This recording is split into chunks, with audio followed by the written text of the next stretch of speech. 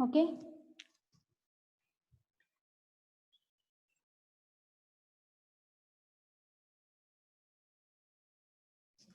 So disadvantages of class B power amplifier, that is push pull class B power amplifier, it requires more number of components. So the drawback will be reduced by the complementary symmetry class B power amplifier.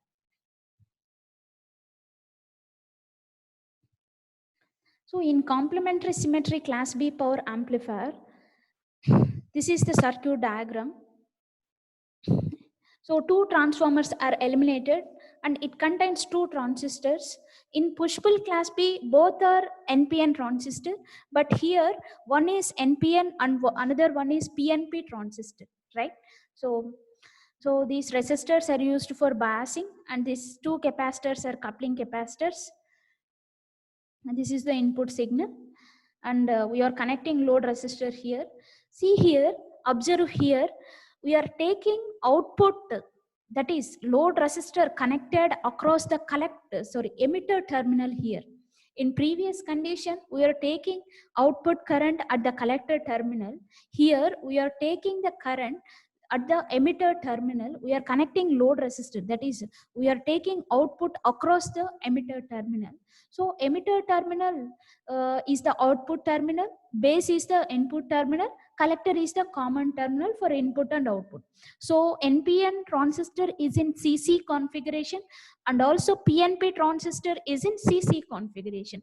By the CC configuration, we can achieve the impedance matching, right? So in CC configuration, voltage gain is unity. So because input, whatever we are giving the input, we can get the output across the emitter terminal. Output voltage is equal to the input voltage and impedances will be transformed, right? Compared to the CE configuration, it is low to high.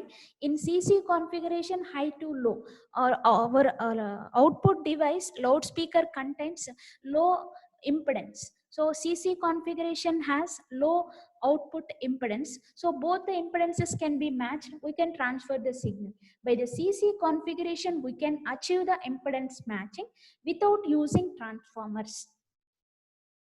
So this is the general circuit diagram. By this circuit diagram, we can easily understand. So when we are giving sinusoidal signal, so during the positive half cycle, so transistor 1 is NPN transistor Q1. So if you want to turn on the NPN transistor, we have to give the positive voltage. If you want to turn on the PNP transistor, we have to give the negative voltage, right? So during the positive half cycle, NPN transistor will be turned on. So with respect to the input signal, the collector current varies and same current flowing through the load resistor RL. So we will get the positive half cycle across the load resistor, right? So now for the negative half cycle, Q1, that is NPN transistor, is in off condition and PNP transistor is in on condition.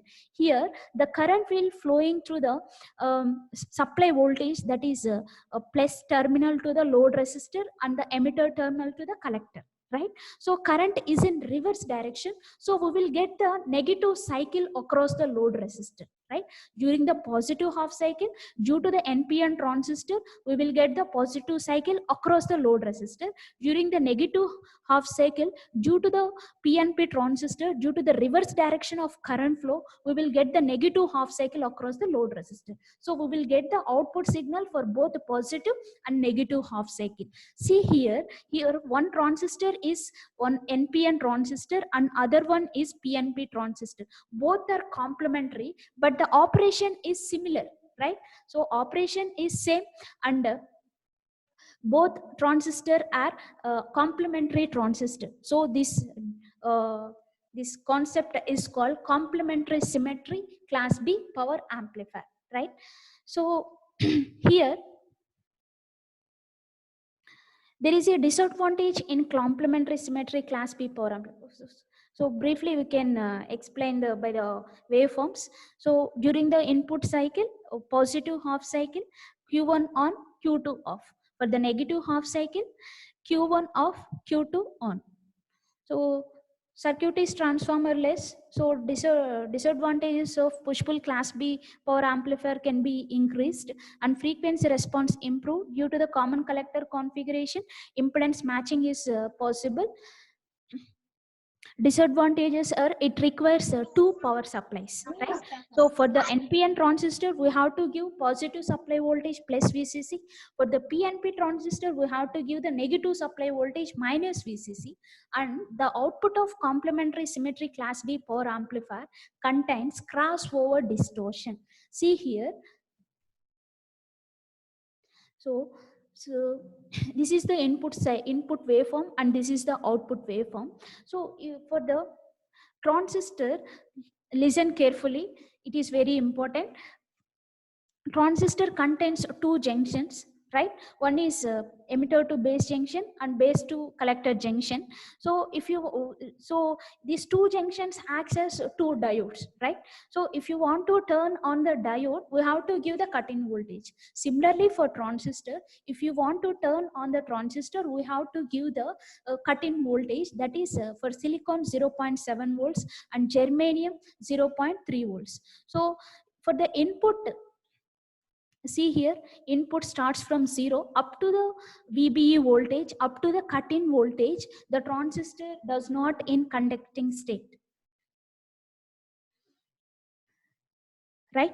So it is in off state up to the 0.7 volts. So output is 0 up to the 0.7 volts. So when the input crosses the 0.7, so the transistor entered into the conducting state. So the collector current varies with respect to the input. So the output voltage across the load resistor varies with respect to the input. We will get the positive half cycle, right? So when the input decreases from the 0.7 volts, again transistor is in off condition. So we will not get the output voltage, right? So for the negative half cycle, the transistor Q2, that is PNP transistor, entered into the on condition. So if you want to turn on PNP transistor we have to give the negative 0.7 volts, right? So up to the negative 0.7 volts the output is 0. Okay, when it crosses negative 0.7 volts, then transistor PNP is in on condition. So the output voltage varies with respect to the input sinusoidal signal. Again it decreases from minus 0.7, off condition we will get 0 output voltage. At the crosses of half cycles, at the end of the half cycle we will get the distortion at the output signal. So it contains crossover distortion. The crossover distortion can be eliminated by the phase inverters technique, right? So the disadvantages of complementary symmetry power amplifier is it requires two power supplies plus VCC for NPN transistor minus VCC for PNP transistor, and output of complementary symmetry power amplifier contains crossover distortion. These two drawbacks can be reduced by phase inverter circuit. Let's see the phase inverter circuit. This is the phase inverter circuit. Now here we are giving positive voltage plus VCC to the base terminal. In complementary symmetry we are giving DC voltage, that is plus VCC, only to the collector terminal, but here we are giving plus VCC voltage to the base terminal also. Similarly for the PNP transistor we are giving negative VCC to the base terminal. By giving supply voltage here, when we are giving input signal, when ultimately transistor entered into the conducting state, so we will get the positive half cycle from the 0 point of input signal, right? So in phase inverter circuits here we are giving plus VCC and negative VCC. In modified phase inverter circuit we are giving only supply voltage. In complementary symmetry we are giving two supply voltage plus VCC minus VCC. In modified phase inverter circuit we are giving only positive voltage plus VCC, and the transistor is NPN transistor, and here we are taking two outputs. One is across the collector terminal and other one is across the emitter terminal. So when we are taking collector terminal at the output, it acts as common emitter configuration. When we are taking output across the emitter terminal, it acts as common collector configuration.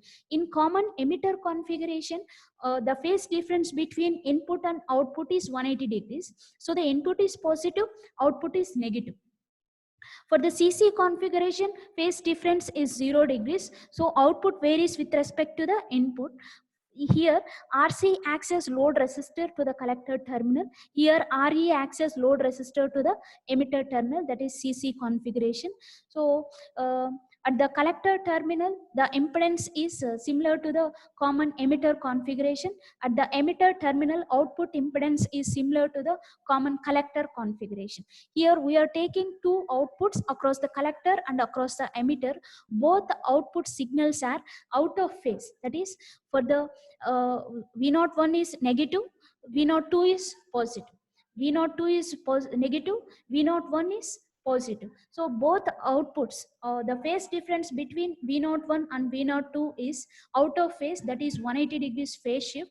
So this circuit is called phase inverter circuit, because the phase shift is produced between output voltage 1 and output voltage 2. Okay, this is the phase inverter circuit.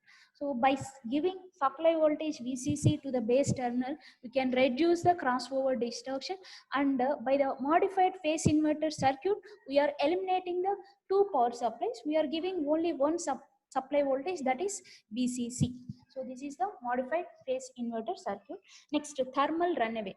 When we are operating the power transistors, uh, the collector current is main current, that is output current. Output current depends on base current. We know this equation in ADC. IC is equal to beta IB plus 1 plus beta IC naught, where IC naught is the reverse saturation current. IC naught varies with respect to the temperature, right? So when the temperature increases, for every 10 degree centigrade rise in temperature, reverse saturation current doubles, right? When the temperature increases, reverse saturation current increases. When reverse saturation current increases, collector current increases. For every power transistor, for every transistor contains some maximum limits, right? So maximum limit current and maximum limit voltage, right? When the temperature increases, reverse saturation current increases, collector current increases, right? Again, when maximum current flowing through the device, the heat will be produced. Again, heat is also one of the temperature, right? So again, temperature increases, IC naught increases, IC increases. When IC increases, heat will be generated. Heat means temperature increases, IC naught increases, IC increases. When it crosses the normal transistor limits, the device will be damaged. This cumulative operation is called thermal runaway,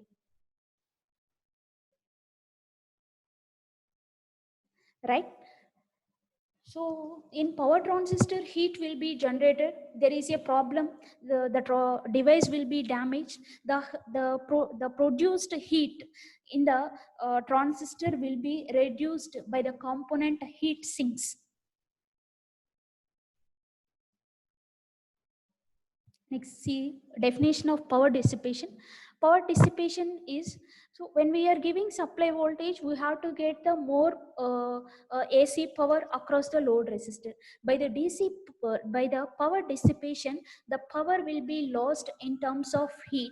The ability of power transistor to dissipate the heat developed on it is called power dissipation, right? The power dissipation or heat generated in the device can be reduced by the heat sinks, right? This is the power dissipation definition, right? So this is about fourth unit, power amplifier. If you have any doubt, you can ask now. Let's see the syllabus.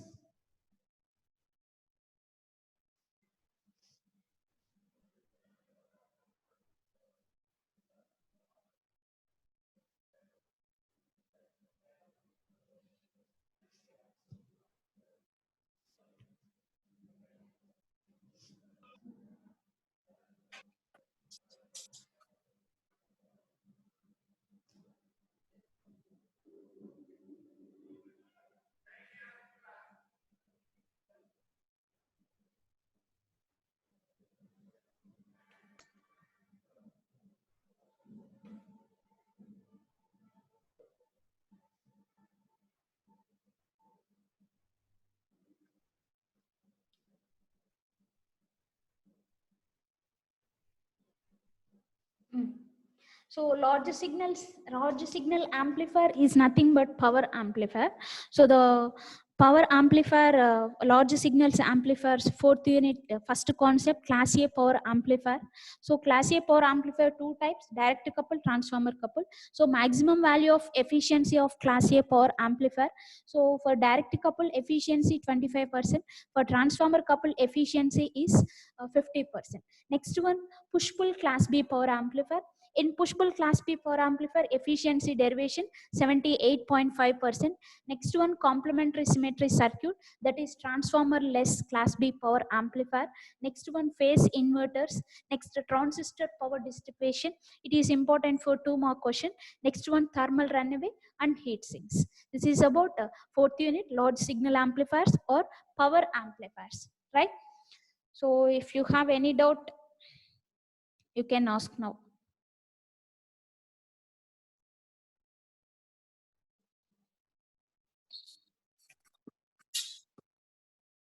In the next class, we will discuss the previous question papers regarding fourth unit. Okay. Yes, madam.